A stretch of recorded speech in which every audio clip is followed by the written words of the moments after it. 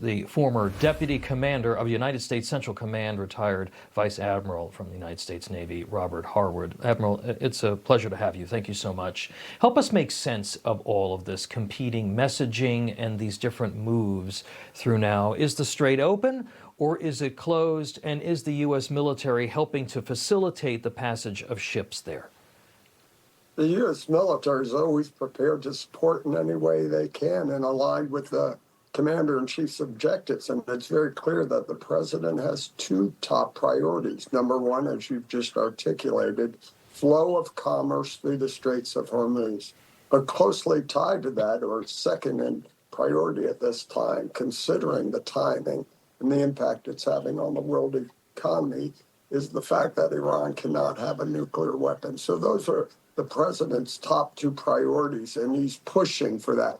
But if the Iranians aren't going to comply with those demands and find a negotiated settlement, he's willing and will escalate the options he has available, which included, as we've seen previously, strikes and boots on the ground, as we did to recover the pilot. So again, those priorities are top of the president's list, and he's going to see those through. It's just what method the Iranians are come to achieve those objectives.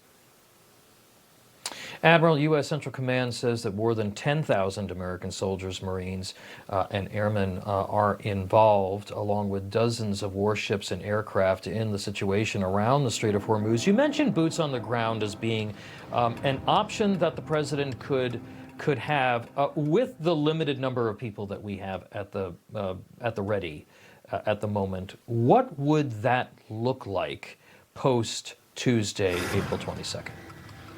Well, there's a whole range of options. Look, we showed we could go in, take a piece of ground, hold it to recover that pilot. We could do the same thing anywhere else in Iran to accomplish a few things. Further illustrate to the regime that we can do that we have the power to do whatever we want to do in Iran, and to also illustrate to the people of Iran the commitment the president made to them. Help is on the way, and that's another form. So coming into the country, and not for occupation, but for maybe a brief period of time as a raid, further illustrates how impotent the regime is and the options and what we can do. It could be expanded to taking Kharg Island, as we've all talked about, maybe Abadan, their refineries, maybe other cities or locations, just to illustrate and add to our negotiating positions, because all of the options we have to continue to degrade their capabilities and illustrate to them the inevitable outcome of this whole conflict.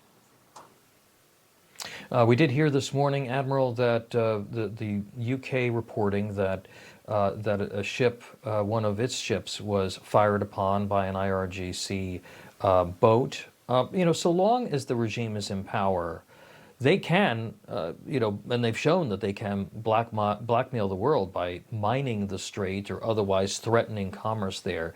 Do you believe that some U.S. or allied naval presence there is prudent over the longer term to effectively take control of the Strait and make sure that it doesn't happen? Well, there's two ways to achieve that. You and the end state, I have always believed, as a regime in Iran that denounces the Islamic Revolution, as which they came to power for, and the policies that they brought to the table, as well as their operations, and that's control of the Straits of Hormuz. This is international waters, freedom of navigation.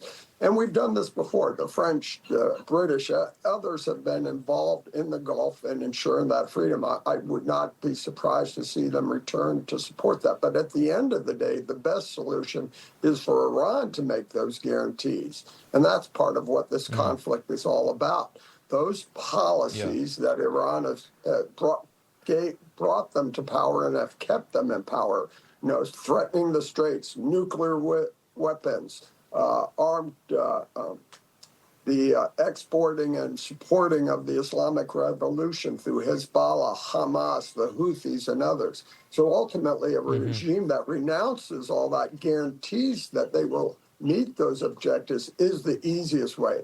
So if we have to continue the conflict and bring in other nations to support that, that's another strategy and maybe a longer-term approach. But both of those Yeah. ensure that ultimately the freedom of navigation and commerce will flow. Admiral, a contributing factor to any sign of cooperation from Iran was the Trump administration helping both Israel and Lebanon reach a ceasefire agreement Thursday evening. Iran's proxy groups have a very long reach. Isn't cutting off those groups a critical component of any deal with Iran to end this war? Shouldn't that be? Without a doubt. And as I said, if the regime or the future government agrees to cease that support, those entities wither on the vine and do not exist without the financial training and material support of Iran. Hezbollah, the Houthis, Hamas no longer exist, or at least in their current capacity and their ability to threaten the region, other GCC members, and the flow of commerce through the Strait. So again, you can do it through force, which this administration has been showing their willingness to do, as has Israel. But the better approach is a diplomatic solution where the government of Iran continues or guarantees to cease those activities. Yeah.